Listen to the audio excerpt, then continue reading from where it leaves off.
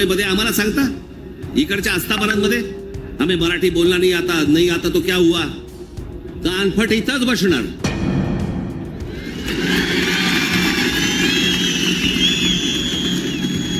फालतू देशबीज सांगायचं नाही आम्हाला. प्रत्येक राज्याची एक राजभाषा आहे, त्या राजभाषेचा सन्मान हा प्रत्येक राज्यामध्ये राखला गेला पाहिजे. महाराष्ट्रामध्ये मुंबईमध्ये मराठीचा मान हा राखला गेलाच पाहिजे प्रत्येक आस्थापनेत. गुढीपाडवा मेळाव्यात राज ठाकरेंनी मनसैनिकांना आदेश दिले. बँका आणि इतर आस्थापनांमध्ये मराठीचा वापर होतो की नाही हे तपासा असे आदेश देताच राज्यभरात अनेक ठिकाणी मनसैनिक कामाला लागले. पण आता यावरूनच मनसेच्या अडचणी वाढण्याची शक्यता आहे. कारण महाराष्ट्र नवनिर्माण सेनेची मान्यता रद्द करावी अशी मागणी करणारी याचिका सर्वोच्च न्यायालयात दाखल झाली आहे. उत्तर भारतीय विकास सेनेचे अध्यक्ष सुनील शुक्ला यांनी ही याचिका दाखल केली आहे. मराठी न बोलणाऱ्यांना मारहाण करणे, त्यांच्याविषयी द्वेषपूर्ण भाषेचा वापर करणे, द्वेष पसरवणे, दमदाटी करणे यामुळे मनसेची मान्यता रद्द करण्यात यावी अशी मागणी या याचिकेत करण्यात आली आहे.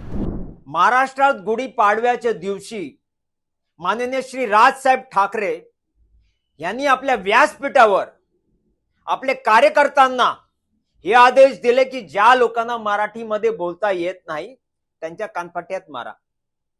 राजसाहेब ठाकरे, तुम्ही हिंदूंना मारायचा आदेश दिलेला आहे असं वाटतोय, कारण तुम्ही ज्या सिक्युरिटी गार्डला मारला तो हिंदू होता.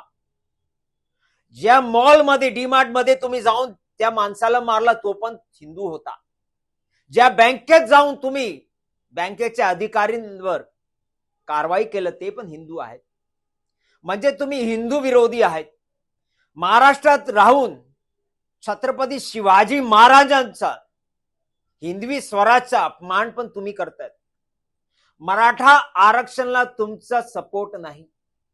राजसाहेब ठाकरे, आपण केवळ उत्तर भारतीय नव्हे मराठी लोकांचा पण विरोधक आहे. म्हणून मी तुमच्या विरुद्ध सुप्रीम कोर्टमध्ये जाऊन ही याचिका केलेली आहे.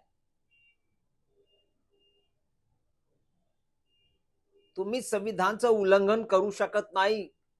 हिंदू लोकांना तुम्ही मारू शकत नाही. उद्या जर गजबा हिंद झालं तर शियान सुन्नी एकत्र येईल आणि आम्ही हिंदू विभाजित आहेत.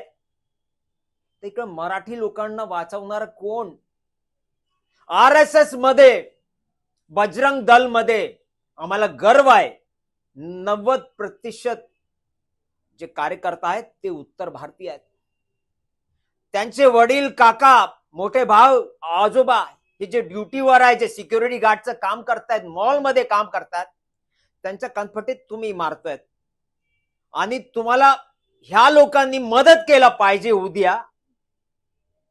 हे कसली राजनीती? आम्ही तुमचा विरोध करतो, निंद करतो आणि सुप्रीम कोर्टमध्ये तुमच्या विरुद्धचा आदेश आणणारच आहे. केवळ मनसेची मान्यता रद्द करण्याची मागणी करण्यात आलेली नाही, तर मनसे अध्यक्ष राज ठाकरे यांच्यावर देखील कायदेशीर कारवाई करण्याची मागणी करण्यात आली आहे. तसेच या संबंधी निवडणूक आयोग, गृह मंत्रालयाला देखील पत्र पाठवण्यात आलंय. आता यावर मनसे काय भूमिका घेते हे पाहणं महत्त्वाचं ठरणार आहे. तुम्हाला याबद्दल काय वाटतं ते कमेंट बॉक्समध्ये नक्की लिहा.